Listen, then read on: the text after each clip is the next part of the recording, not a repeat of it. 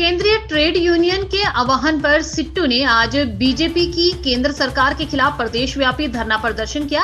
इसी कड़ी में शिमला में उपायुक्त कार्यालय के बाहर सिट्टू के बैनर तले आंगनबाड़ी, मिड डे मील और अन्य कई संगठनों ने मांगों को लेकर हल्ला बोला और किसान मजदूर विरोधी निर्णयों के खिलाफ आंदोलन की चेतावनी दी। सिट्टू प्रदेशाध्यक्ष विजेंद्र मेहरा ने कहा कि जब से केंद्र में मोदी सरकार आई है तभी से अमीरों के हित और गरीब मजदूरों के विरोध में फैसले लिए गए हैं। कोरोना काल में किसानों के खिलाफ कानून लाए लेकिन मुंह की खानी पड़ी। 4 लेबर कोड लाकर बंधुआ मजदूरी की तरफ बढ़ा जा रहा है। मजदूरों के खिलाफ ये काला कानून है। आंगनबाड़ी कर्मी सरकार के कई तरह के काम करवाए जा रहे हैं, लेकिन 2013 में आंगनबाड़ी आशा वर्कर को नियमित कर्मचारी बनाने का निर्णय हुआ था, लेकिन इस सरकार ने इसे लागू नहीं किया। यहां तक कि मिनी आंगनबाड़ी कार्यकर्ताओं को पिछले 6 महीने से वेतन नहीं दिया गया है।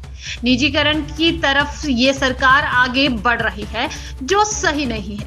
कहा कि मजदूरों का न्यूनतम वेतन 26,000 रुपए घोषित करने, मजदूर विरोधी 4 लेबर कोडों को कानून लागू किया जाता है तो सरकार को किसान आंदोलन की तरह बड़े आंदोलन का सामना करना पड़ेगा।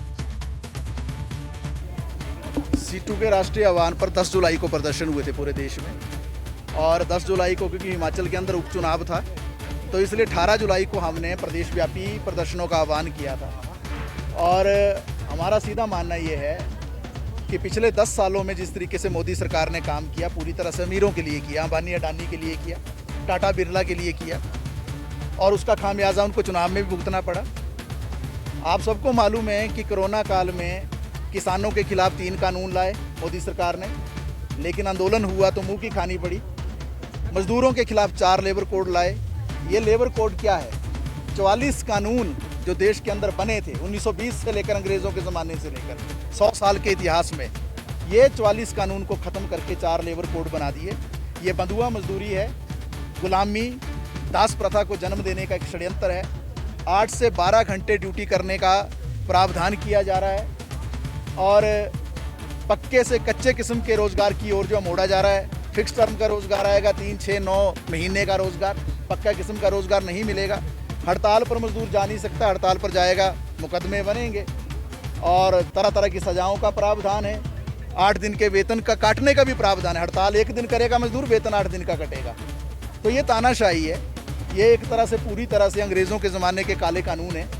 और जो आज श्रम कार्यालय हैं, लेबर कोर्ट हैं, इनके अस्तित्व पर खतरा मंडरा रहा है। फैक्ट्री और इंडस्ट्री मजदूर जो है 70% मजदूर जो है नए कानूनों में कानून के दायरे से ही बाहर हो जाएगा, तो कानून किसके लिए रहेगा?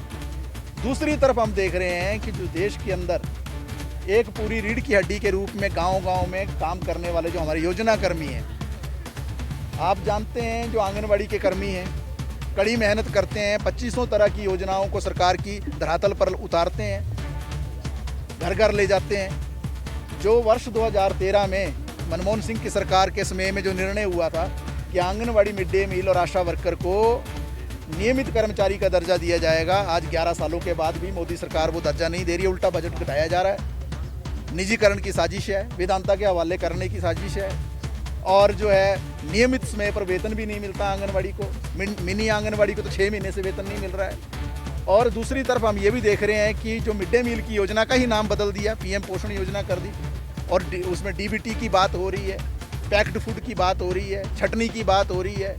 और आशा वर्कर जो है, जिन्होंने सबसे एक बेहतरीन भूमिका अदा की कोरोना काल में, सबको मालूम है, मेडिकल स्टाफ के साथ और उनसे भी पहले शायद घर में कोई दवाई लेकर पहुंचता था, वो आशा वर्कर था। मैपिंग किसी ने की तो आशा वर्कर और आंगनवाड़ी ने की, लेकिन उनका वेतन भी इस तरीके से नहीं दिया जाता है। पूरा शोषण एक है। 26,000 रुपये वेतन की हम लड़ाई पूरे देश में मजदूरों के लड़ रहे हैं। आउटसोर्स के जो कर्मचारी हैं, जो ठेका मजदूर हैं, उनके रेगुलराइजेशन का सवाल है। पुरानी पेंशन योजना को पूरी तरह से लागू करने की हम पूरे देश में भी मांग कर रहे हैं। और हिमाचल के अंदर भी आपको मालूम है कि बोर्डों और कॉरपोरेशन के अंदर जो है ओपीएस लागू नहीं हुई है। सुक्खू सरकार उस बात से मुकर गई है एक तरह से।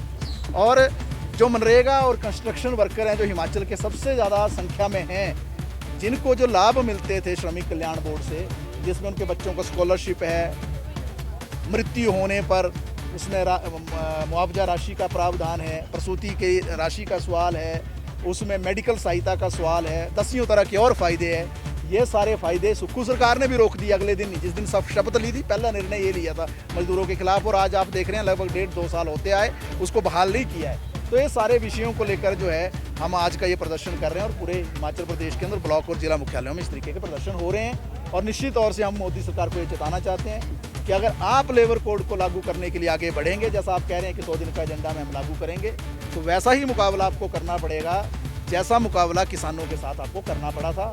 और किसानों ने बाद में आपको मजबूर किया था अपनी गलती को कबूल करने के लिए, मजदूर भी आपको मजबूर कर देगा। दोबारा से दिल्ली कूच करने वाले रहे हैं अम्बाला क्रॉस, क्या कहेंगे? निश्चित तौर से वो आपको मालूम है, पंजाब और हरियाणा हाई कोर्ट ने जो निर्णय दिया है वो लोकतंत्र की रक्षा की है। तानाशाही को एक तमाचा मारा कोर्ट ने साफ कर दिया ये सड़कें आपकी नहीं है, सरकारों की, ये जनता की हैं। अगर जनता अपने मांग को लेकर अगर लोकसभा के बाहर ना जा पाए, संसद के बाहर ना जा पाए, विधानसभा के बाहर ना जा पाए, तो जो राम मनोहर लोहिया कहते थे एक समय में कि अगर सड़कें वीरान हो जाएंगी तो संसद आवारा हो जाएगी, तो वो तो बिल्कुल निश्चित तौर से उस तरीके से देखने में आ रहा था 10 साल में कि किस तरीके से दबाया जा रहा था, कीलें गाड़ी जा रही थी, बैरिकेड खड़े किए जा रहे थे। और पंजाब और हरियाणा हाई कोर्ट ने निर्णय दे दिया कि आप बैरिकेड हटाइए और इनको जाने दीजिए। तो किसान भी अपनी मांगों को लेकर बढ़ रहे हैं दोबारा से दिल्ली की ओर। नेचुरली है, हमारे देश का संविधान क्या हमें इजाज़त नहीं देता है क्या? आर्टिकल 19 देता नहीं है क्या अधिकार हमारे को सभा करने का, अभिव्यक्ति की आज़ादी का अधिकार क्या हमें देता नहीं है? वो क्या ट्रेड यूनियन एक्ट जो बना था 1926 में अंग्रेज़ों के ज़माने में, जिसके लिए बाद में भगत सिंह ने जो शहादत दी, बहुत कम लोग इस बात को जानते हैं। जो ट्रेड यूनियन का मजदूरों का जो कानून बना और अंग्रेज़ों ने उसको ख़त्म करने की कोशिश की, उसी वक्त जो है भगत सिंह ने बम गिराया था ना संसद के अंदर, उस वक्त केंद्रीय असेंबली के अंदर, और ये कहा था कि मजदूरों के कानून अगर ख़त्म होंगे, किसानों के कानून ख़त्म होंगे, तो अंग्रेज़ों को उसका मुकाबला करना पड़ेगा। तो निश्चित तौर से जो पंजाब हरियाणा हाई कोर्ट ने निर्णय दिया काबिल तारीफ़ है, और किसान वहाँ उस अपने मुद्दों को लेकर बढ़ रहे हैं। और मजदूर, जैसे आज हम मजदूरों की तरफ से जो CITU के बैनर तले पूरे देश में लड़ाई लड़ रहे हैं, मजदूर किसान अपनी एकता बनाकर दोबारा से जो है मोदी सरकार की घेराबंदी करेंगे। हमारा एक ही मकसद है कि अमीरों के साथ जो ये सरकार खड़ी है पिछले 10 साल से, इसको ये बताना है कि ये देश की जनता ज़्यादा गरीब है, और इनके कानूनों से अगर आप छेड़खानी करेंगे तो निश्चित तौर से आपको